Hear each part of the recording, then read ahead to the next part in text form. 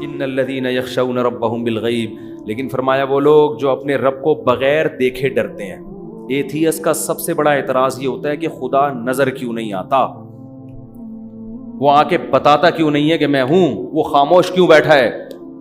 وہ خاموش نہیں بیٹھا، وہ خاموش بیٹھا ہوتا تو اتنی باتیں بولو نہ کر رہا ہوتا، وہ خاموش نہیں، ہاں نظر نہیں آئے گا وہ، کیونکہ نظر آتا تو اسے بتانے کی، باتیں کرنے کی ضرورت، بولتے کیوں نہیں؟ پھر ضرورت تھوڑی تھی، پھر نہ پیغمبروں کو بھیجنے کی ضرورت، پھر نہ کتابیں نازل کرنے کی ضرورت، اس کو کیا ضرورت تھی یہ سب چیزیں کرنے کی بھائی؟ کیونکہ جب وہ نظر آ جاتا تو حجت تمام ہو جاتی، آزمائش، پھر سوچنے کا موقع تھوڑی ملتا۔ نظر نہ آنے کا فائدہ ہے اللہ سوچنے کا موقع دے رہا ہے کہ جب سمجھ میں آ جائے توبہ کر لینا، توبہ قبول کر لوں گا۔ جب اللہ ایسی بڑی نشانی دکھاتا ہے تو پھر سوچنے کا موقع نہیں دیتا۔ دیکھو قوم سمود حضرت صالح علیہ السلام سے کہتی تھی کہ آپ بڑی نشانی دکھاؤ، معجزہ۔ وہ کہتے تھے دیکھو میں اللہ کا پیغمبر ہوں، یہ نشانی ہے، میری دعوت دیکھو، میں اس پہ تم سے کوئی پیسے نہیں مانگ رہا، تو بس اتنا کافی ہے، میری دعوت صحیح ہے، غلط بات نہیں کر رہا میں۔ کہہ رہے نہیں، آپ کو اللہ نے بھیجا ہے، کوئی نشانی دکھاؤ۔ تو انہوں نے کہا دیکھو جب اللہ نشانی دکھائے گا نا تو تمہیں مہلت نہیں دے گا، اور پھر اس نشانی کے آداب بھی بہت ہوں گے۔ انہوں نے کہا نہیں نشانی۔ انہوں نے کہا اچھا کیا نشانی؟ اب دیکھو کیسے عجیب سا مطالبہ کیا بیہودہ، اس پہاڑی سے اونٹنی نکال دو، بھائی جو منہ میں آیا بک دیا۔ عجیب سی بات ہے نا کہ پہاڑی سے کیا نکالو؟ اونٹنی۔ یہ ان کا خیال تھا یہ تو ممکن ہی نہیں ہے۔ پیغمبر نے اللہ سے کہا اللہ اس پہاڑی سے کیا نکال دے، بیہودہ اعتراض ہے، بیہودہ بات ہے، نکال دے۔ اللہ نے کہا ٹھیک ہے نکال دیتا ہوں میں، لیکن جب یہ اتنی بڑی نشانی دیکھیں گے نا پہاڑی سے اونٹنی بھی، تو پھر اس اونٹنی کے آداب بہت ہوں گے۔ ابھی تک تو آپ دعوت دے رہے ہیں، جو مان رہا ہے ٹھیک ہے، نہیں مان رہا کوئی آسمانی آفت نہیں آ رہی ہے، آخرت کے لیے میں نے چھوڑا ہوا ہے، مہلت دی ہوئی ہے، لمبی لمبی عمریں ہیں، سوچو، جس ٹائم بھی خیال آ گیا توبہ کر لوں گا۔ لیکن جب یہ اونٹنی میں نکالوں گا تو پھر اس کے آداب ہوں گے کیا؟ فَذَرُوهَا تَأْكُلْ فِي أَرْضِ اللَّهِ، جس دن یہ پانی پیے گی کسی دوسرے جانور کو پانی پینے کی اجازت نہیں، جب یہ گھاس کھائے گی اس کو چھیڑنے کی اجازت نہیں۔ اب صبر کرو گے، یہ اللہ کی اونٹنی ہے، تم نے خود اپنی آنکھوں سے دیکھی ہے، تو جب اللہ کی اونٹنی ہے تو پھر اس کے جو رہن سہن اور اس کے جو پروٹوکول ہوگا وہ بھی بڑا ہوگا، اس کا وہ چھوٹا موٹا پروٹوکول نہیں ہے۔ اب کیا ہے، وہ اونٹنی اتنا پانی پی لیتی تھی، ان کے لیے جانوروں کے لیے پانی نہیں بچتا تھا بھائی۔ انہوں نے کہا یار یہ ایک نئی ٹینشن۔ تو اللہ جب بڑی نشانی دکھاتا ہے نا تو پھر یہ چیزیں بھی ساتھ میں آتی ہیں، بڑی نشانی دکھاتا ہے۔ تو ان لوگوں نے، شرارتی لوگوں نے کیا کہا بھائی اس اونٹنی کو قتل کرو، اس کی وجہ سے ہمارے جانور کا نقصان ہو رہا ہے۔ پیغمبر نے کہہ دیا کہ اس کو کچھ کہا نہ تو پھر فوراً عذاب آئے گا، لیکن وہی شرارتی لوگ اکٹھے ہوئے، اونٹنی کو قتل کیا۔ تو اللہ نے پیغمبر کو وحی کی کہ ان کو بتا دیں کہ 3 ایام، 3 دن بس انتظار کرو، کھاؤ پیو موج مستی، 3 دن کے بعد خدا تمہیں نہیں چھوڑے گا۔ اور حضرت صالح علیہ السلام سے کہا جو ایمان لانے والے لوگ ہیں ان کو لے کے نکل جائیں۔ 3 دن کے بعد گہرے بادل آئے، حضرت صالح نے کہا کہ عذاب آ رہا ہے، انہوں نے کہا عذاب نہیں ہے تو بارشیں ہوں گی۔ فرمایا نا نا نا نا، بل ہوا مستعجلتم بہ ریح فیہا عذاب علیم، یہ وہ عذاب ہے جس میں جلدی مچا رہے تھے۔ تدمر کل شیء بامر ربہا، قرآن کہتا ہے 7 دن 8 راتیں ایسی ہوا چلی ہے سر جس میں ایک آواز ہوتی ہے نا خطرناک، اور اس ہوا نے ان کو اٹھا کے ایسے، کیونکہ کھجور کے تنوں جیسے تو کمبختوں کے قد تھے، اور کہتے تھے من اشد منا قوہ، ہم سے زیادہ پاورفل کوئی بھی نہیں ہے، سب سے طاقتور ہم ہیں۔ تو اللہ کہتے ہیں ہوا سے مارا۔ علماء اس میں حکمت بیان کرتے ہیں، ہوا نے نا اٹھا کے پٹخائے ان کو۔ علماء کہتے ہیں کسی قوم پہ ایسا ہوا کا عذاب نہیں آیا، پانی سے غرق کیا فرعون کو، کسی قوم پہ پتھر برسے، یہ ہوا کیوں؟ اصل میں ہوا بہت ہلکی چیز ہے، اور ان کے دعوے تھے بہت بھاری ہونے کے۔ تو اللہ نے کہا میں سب سے ہلکی چیز سے تمہیں ماروں گا، میں سب سے ہلکی چیز سے تمہیں پٹخوں گا میں، سب سے ہلکی چیز ہوا ہے۔ تو ہوا 7 دن 8 راتیں چلی ہے اور ایسے اٹھا کے پٹخائے ان کو۔ قرآن کہتا ہے کأنہم اعجاز نخل خاویہ، کھجور کے تنے جیسے فصلیں کٹی ہوئی پڑی ہوتی ہے نا، ایسے 7-8 ایک ہفتے کے بعد ان کی یہ حالت تھی. فہل ترا لہم من باقیہ, اللہ فرماتے بتاؤ ایک بھی ان میں سے تمہیں زندہ نظر آیا کیا؟ ایسا اللہ نے پٹکا ہے. تو جب اللہ, یہ جو ایتھیسٹ کہتے ہیں نا اللہ نظر نہیں آتا, بھائی اگر نظر آ گیا نا تو میں اور آپ شاید بچ جائیں, آپ نہیں بچو گے. اللہ بچائے ہمیں اپنی رحمت سے, پھر نہیں بچو گے. علماء نے ایک بڑی نکتے کی بات کی ہے. بنی اسرائیل نے بچڑے کی عبادت کی تھی. حضرت موسیٰ علیہ السلام واپس گئے, بنی اسرائیل نے توبہ استغفار کیا کہ ہم نے غلطی ہو گئی, تو اللہ نے ان کی توبہ کو ایسے ہی قبول نہیں کیا. کہا ٹھیک ہے اصولی طور پر تو سزا ہونی چاہیے, لیکن جہنم میں جانا, لیکن جنہوں نے عبادت کی وہ قتل کیے جائیں گے ان کے ذریعے, جنہوں نے عبادت نہیں کی, جو نہیں کی وہ کرنے والوں کو قتل کریں گے تو تمہارا گناہ معاف. جبکہ اس امت کے لیے کیا اصول ہے؟ گناہ ہو گیا, چاہے بت پرستی کی, چاہے کچھ بھی ہوا, چپکے سے اللہ سے گڑ گڑا کے توبہ کرو, اللہ کیا کر دے گا؟ معاف. اللہ اس توبہ کے سچے ہونے کے ثبوت بولو نا نہیں مانگتا. بنی اسرائیل سے مانگا جا رہا ہے ثبوت کہ تم سچے دل سے کر رہے ہو, اگر کر رہے ہو تو اپنے آپ کو قتل کرواؤ پھر مانیں گے. جبکہ اس امت مسلمہ میں کیا ہے؟ بس اللہ کے سامنے گڑ گڑا لو, اللہ اس کے ثبوت نہیں مانگتا کہ تم اس توبہ میں کیا ہو سچے. اگر تمہاری نیت, دل کے حال تو اللہ جانتا ہے, دل میں نیت ہے کہ آئندہ نہیں کروں گا بس کافی ہے. کیوں علماء کہتے ہیں کہ اس امت پر جب قرآن نازل ہوا بہت سے لوگوں نے نہ جبریل کو دیکھا نہ اللہ کو دیکھا, مگر وہ پیغمبر کی بات پر انہوں نے یقین کیا. حتیٰ کہ پیغمبر نے یہ کہا نا میں مسجد اقصیٰ سے آسمانوں پہ گیا ہوں, صحابہ نے مان لیا کہ آپ کی زبان سے ہم نے جھوٹ کبھی نہیں. غیب پر یقین, تو اللہ نے کہا تم جب مجھ پہ غیب پہ یقین کرتے ہو تو میں بھی تمہارے ساتھ توبہ میں وہی معاملہ کروں گا جو کیس پر ہوتا ہے, غیب پر. تم سے ثبوت بولو بھائی نہیں.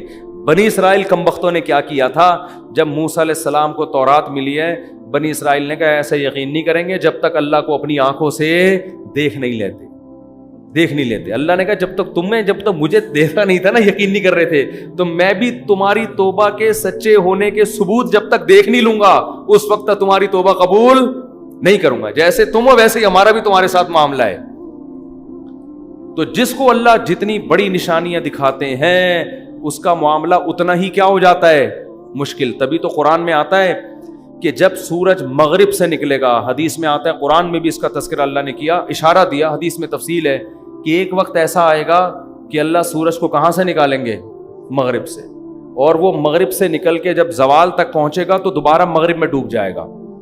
اب یہ بات اسلام کے علاوہ کوئی بھی نہیں کرتا. تو جب دنیا میں یہ نشانی ظاہر ہوگی تو اسلام کی حقانیت کا ایک بہت بڑا ثبوت دنیا کے پاس آ جائے گا, کیونکہ سائنس کی دنیا میں اس بات کا امکان 1% بھی نہیں ہے.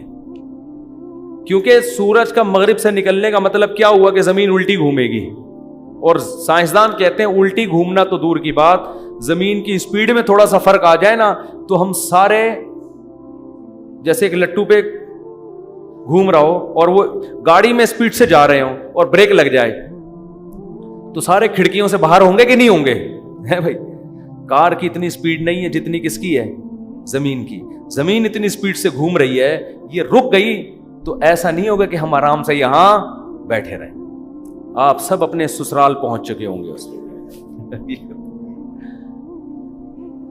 یعنی ایسی جگہ جا چکے ہوں گے جہاں آپ کبھی بھی جانا نہیں جانتے, سالوں سے گلے مل رہے ہوں گے, آپ سسر کے پاس آ کے بیٹھے ہوئے ہوں گے آپ. یعنی ایسی جگہ آپ کو زمین پہنچا دے گی جہاں آپ کبھی بھی جانا نہیں چاہتے, اور الٹا گھومنا شروع ہو جائے پھر تو بالکل ناممکن. لیکن اللہ کو ہر چیز کی قدرت ہے. حدیث میں آتا ہے سورج کہاں سے نکلے گا, لیکن یہ اتنی بڑی اسلام کی حقانیت کی نشانی دنیا اپنی آنکھوں سے دیکھے گی کہ اس کے بعد اسلام ماننے کے علاوہ کوئی آپشن, کوئی چارہ نہیں ہوگا. لیکن قرآن کیا کہہ رہا ہے؟ توبہ کا دروازہ بند کروں گا میں اس وقت لم تکن آمنت من قبل او کسبت فی ایمانها خیرا یوم یاتی بعض آیات ربک. کیا ہے آیت یار؟ یوم یاتی بعض آیات ربک لا ينفع نفسا ایمانها لم تکن آمنت من قبل او کسبت فی ایمانها خیرا. اللہ کہتے ہیں اس وقت کوئی کافر مسلمان ہوگا تو اس کا اسلام قبول نہیں، اور کوئی گنہگار مسلمان توبہ کرے گا تو اس کی توبہ قبول نہیں ہوگی۔ سمجھ میں آ رہی ہے بات کہ نہیں آ رہی؟ تو اس لیے غیب پہ معاملہ لکھا ہے، یہی دیکھو، اونٹ کو دیکھو، شہد کی مکھی کو دیکھو، سورج کا نکلنا دیکھو، چاند کو دیکھو، للشمس ينبغي لها ان تدرك القمر، اللہ کہتے ہیں ہر ایک کو ایسے دائروں میں تیرا دیا میں نے، نہ چاند سورج سے ٹکراتا ہے اور نہ سورج چاند سے ٹکراتا، کل فی فلک یسبحون، اتنے بڑے بڑے اجرام ایک مخصوص دائروں کے اندر لٹو کی طرح گھوم رہے ہیں، یہ آٹومیٹیکلی خود بخود نہیں ہو سکتا۔ یمسک السماوات والارض ان تزولا، اللہ ہے جس نے آسمانوں اور زمینوں کو تھاما ہوا ہے کہ اپنی جگہ سے ڈاما ڈول نہ ہو جائیں، وَلَئِن زَالَتَا، ذرا سا ان کا بیلنس آؤٹ ہوگا، اللہ کہتے ہیں یہ جاپان کے سائنسدان اس کو بیلنس پہ نہیں لے کر آئیں گے، تو کیڑے مکوڑوں کی طرح یہ خلائی سیارے تو جو تھوڑا سا نیچے سے جس نے چھلانگ لگائی ہے نا، ٹھیک، تھوڑا سا نیچے سے، یہ مجھے وہ لطیفہ بچپن کا بہت یاد آتا ہے، تھوڑا سا نیچے، دوبارہ سنا دوں، کل سنایا تھا، نئے لوگ بھی آ گئے۔ تو 3 آدمی، ایک امریکی وسیع، اس کے بعد بیان ختم ہو رہا ہے نا، نئے نئے لوگ بھی آتے ہیں، ایک بھی نیا ہو نا، ایک بندہ بھی نیا ہو تو یہ لطیفہ اس قابل ہے کہ اس کی رعایت میں اس کو سنایا جائے، ٹھیک ہے۔ پاکستانیوں کی ریسرچ کا پتہ چلتا ہے۔ تو 3 آدمی بیٹھے ہوئے تھے، ایک امریکی، ایک جاپانی اور ایک پاکستانی۔ امریکی نے چھوڑی تو نہیں، وہ تو کسی حد تک صحیح ہے کہ ہمارے جو ہوائی جہاز ہیں بالکل آسمان سے چپک کے چلتے ہیں، انہوں نے کہا بالکل آسمان سے، اس نے کہا نہیں تھوڑا سا نیچے۔ جاپانی نے کہا ہماری جو آبدوزیں ہیں سمندر کی زمین سے چپک کے چلتی ہیں، انہوں نے کہا بالکل چپک کے، کہا نہیں تھوڑا سا اوپر۔ پاکستانی کیا کرتا، اس نے کہا ہم لوگ ناک سے کھانا کھاتے ہیں، کہا بالکل ناک سے، کہہ رہا تھوڑا سا نیچے، ٹھیک ہے، تھوڑا سا نیچے۔ تو اگر اللہ اس نظام کو تھوڑا سا اوپر یا تھوڑا سا نیچے کر دے، زمین کے بیلنس کو 23 ڈگری جھکی ہوئی ہے، تھوڑا سا اللہ یوں کر دے، یا جس مدار پہ کوئی سپیڈ کم ہو جائے تھوڑی، یا سپیڈ زیادہ ہو جائے، تو اللہ فرماتے ہیں ان امسکہما من احد من بعدی، خدا کے علاوہ کوئی بھی ان کو اپنے مدار پہ نہیں لا سکتا۔ زمین سے باہر نکل کے دھکا کون دے گا اس کو؟ باہر ٹکیں گے کہاں؟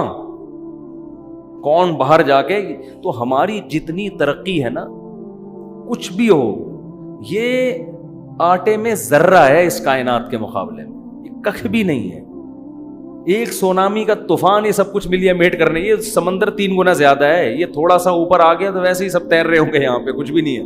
یہ گلیشیئر پگھل جائیں تو سب لیٹے ہوئے ہوں گے یہاں پہ، تو اتنا فنٹر بننے کی ضرورت نہیں ہے۔ ٹھیک ہے، ترقی کی ہے، بہت اچھی بات ہے، خدا کی آنکھوں میں آنکھیں ڈال کے تھوڑی بات کرو یار تم، اللہ اور اس کائنات کے مقابلے میں کیا اوقات ہے؟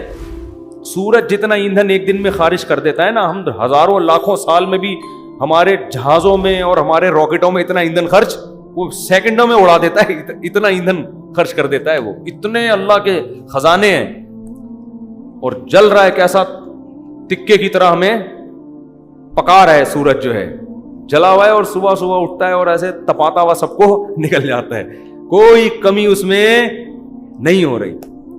اور اللہ میاں نے بھی زمین کو نا، جیسے تکا نہیں ہم ادھر سے اب تھوڑا سا یوں تکے کو ایسے پکاتے ہیں نا، تو اللہ بھی زمین کو ایسے ہی، ابھی یہاں رات ہو رہی ہے، امریکہ میں کیا ہو رہا ہے؟ دن، تو یہ بالکل ایسے تکے کی بوٹی کی طرح زمین کو اللہ یوں کرتے، کیا کرتے ہیں؟